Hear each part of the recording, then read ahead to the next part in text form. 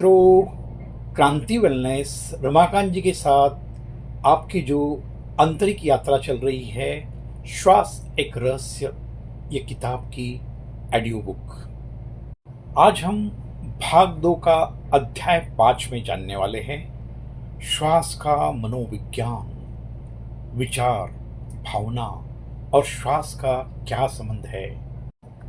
श्रोताओ, श्वास मन का दर्पण है। मन श्वास का प्रतिबिंब है। मनुष्य का मन शांत हो या उथल पुथल में हो, इसे सबसे पहले कौन बताता है? वह बताने वाला श्वास है। श्वास वही करती है जो मन करता है, और मन वही महसूस करता है जो श्वास कर रही है। योग कहता है, जैसी श्वास वैसा मन, जैसा मन वैसी ही दुनिया। इस अध्याय में हम जानेंगे, श्वास केवल हवा नहीं, बल्कि वह माध्यम है जिससे विचार, भावनाएं और चेतना एक दूसरे को प्रभावित करते हैं। श्वास और विचार, मन कैसे श्वास में उतरता है, अभी हम जानेंगे।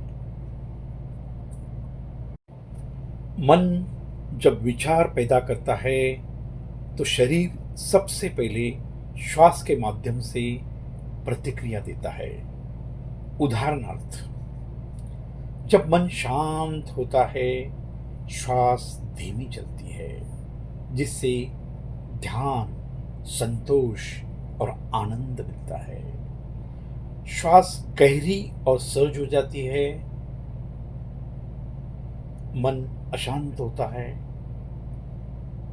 मन जब अशांत होता है, श्वास छोटी और तेज हो जाती है, जिससे हमें चिंता, भय, तनाव, इसे ही श्वास अनियमित हो जाता है। श्रोताओ, जब मन उत्तेजित हो जाता है, श्वास भारी और ऊंची हो जाती है। उससे होता क्या है? क्रोध, उत्तेजना, अभिमान, श्वास छाती तक ही अटक जाती है।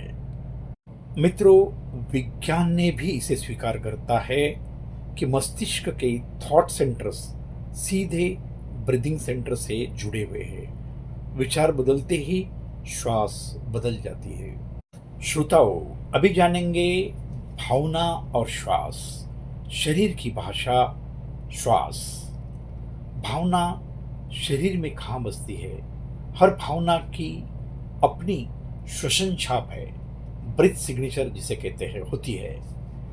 तो जानेंगे, प्रेम मुलायम, धीमी और गर्म श्वास। आप जब प्रेम में रहते हैं तो यह होता है। जब आप डर में रहते हैं, श्वास तेज, उथली और अनियमित श्वास हो जाती है। जब आप क्रोध में होते हैं, श्वास भारी होती है, गर्म होती है, छाती तक उठी हुई श्वास होती है। जब आप दुख में होते हैं, श्वास टूटती है, रुक रुक कर चलने वाली यह श्वास होती है। और जब आप खुशी में होते हैं तो सहज और स्वाभाविक श्वास हो जाती है। जब आप शांति महसूस करते हैं, गहरी पेट तक उतरने वाली ये श्वास होती है, मतलब नाभि से ये श्वास चलती है। इसका अर्थ है भावना श्वास को बदलती है। परंतु इससे अधिक चमत्कारिक तथ्य यह है कि श्वास भी भावना को बदलती है। अगर हम डरते समय गहरी श्वास लें, क्रोध के समय लंबी सांसें छोड़े, दुख के समय पेट पेट पेट तक श्वास भरे, तो भावना तुरंत बदलने लगती है। यही श्वास का मनोविज्ञान है। भावना मतलब श्वास का सीधा प्रतिबिंब है। श्रोताओं, अब जानेंगे श्वास और मन, अराजकता से मौन तक। मन हजारों विचार पैदा करता है, लेकिन श्वास एक ही काम करती है, उन्हें शांत करने का। योग कहता है श्वास मन को बांधने की रस्सी है। जब मन बहुत तेज भाग रहा हो, श्वास को धीमा कर दे, मन स्वतः धीमा हो जाएगा। क्योंकि श्वास का मतलब ही है, श्वास ही मन का रिमोट कंट्रोल है। मित्रों, यह श्वास मनोविज्ञान के 4 चरणों में चलता है। नंबर 1, विचार उठता है। नंबर 2, शरीर उससे प्रभावित होता है। नंबर 3, श्वास बदलती है। नंबर 4, श्वास मन को सिग्नल भेजती है। नंबर 5, मन उसी के अनुसार स्थिर या उथला हो जाता है। इसलिए मन को बदलना कठिन है, श्वास को बदलना सरल है, और श्वास बदलते ही मन बदलने लगता है। मित्रों, अब जानेंगे श्वास और अवचेतन मन, दबी भावनाओं का द्वार। श्वास केवल जागृत मन से बात नहीं करता, वह अवचेतन मन तक पहुंचती है। दबी हुई भावनाएं, पुरानी स्मृतियां, अनसुलझा दर्द, अधूरी इच्छाएं। मित्रों, यह सबसे पहले श्वास की लय में छिपे होते हैं। जब हम गहरी धीमी श्वास लेते हैं तो वह दबी ऊर्जा ऊपर आने लगती है और शुद्ध होते जाती है। यही कारण है कि ध्यान, योग और प्राणायाम में कई लोग रो देते हैं, हंसते हैं या हल्कापन महसूस करते हैं। यह श्वास की शुद्धि है, यही मन का उपचार है। श्रोताओं, चले अभी जानते हैं श्वास की 3 गहराइयां। इसे हम मन का नक्शा भी कह सकते हैं। शरीर में श्वास 3 स्तरों पर चलती है। प्रथम स्तर है छाती श्वास, चेस्ट ब्रीदिंग।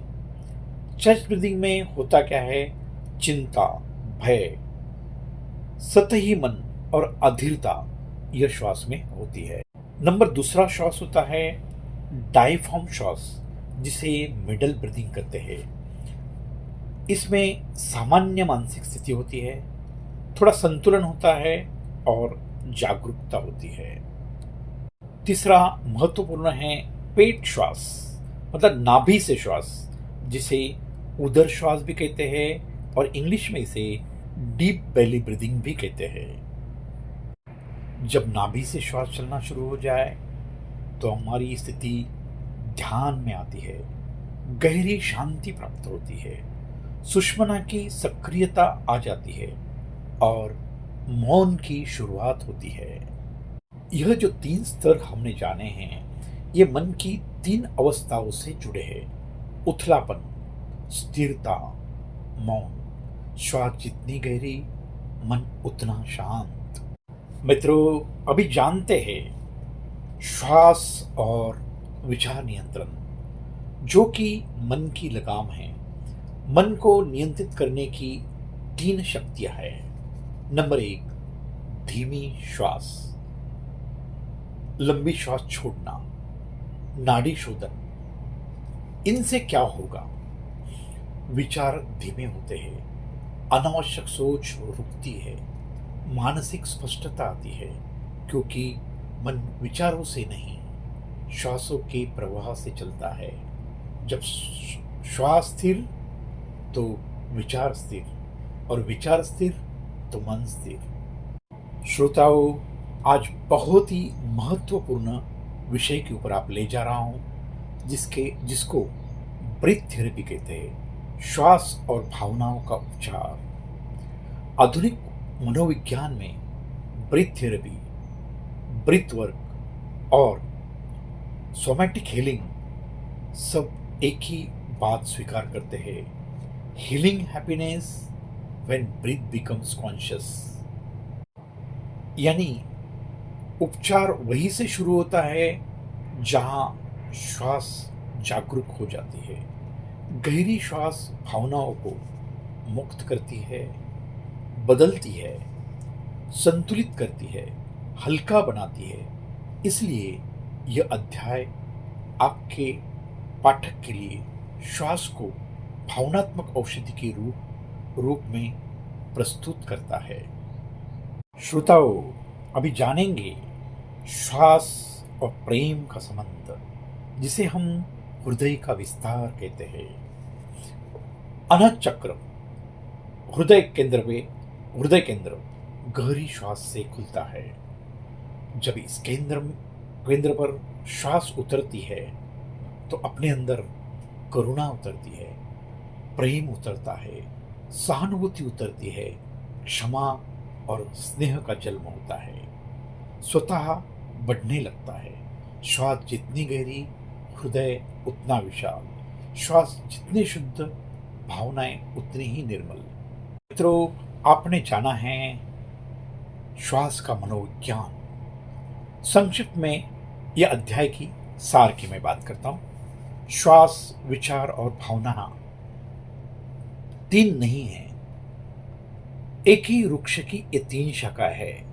श्वास भावना बदलती है, भावना विचार बदलते हैं और विचार जीवन बदल देता है। जो साधक श्वास को समझ लेता है वह अपने मन का मालिक बन जाता है, क्योंकि मन को जितना कठिन है पर श्वास को जितना बहुत सरल है, और श्वास पर अधिकार ही मन पर अधिकार है। मित्रों, आज यहाँ तक ही है। मिलेंगे हम अध्याय 6 में। तब तक स्वस्थ रहे, मस्त रहे, और यह वीडियो ज़्यादा से ज़्यादा लोगों को जागरूकता हेतु फॉरवर्ड करें, चैनल को सब्सक्राइब करें। धन्यवाद। आपका दिन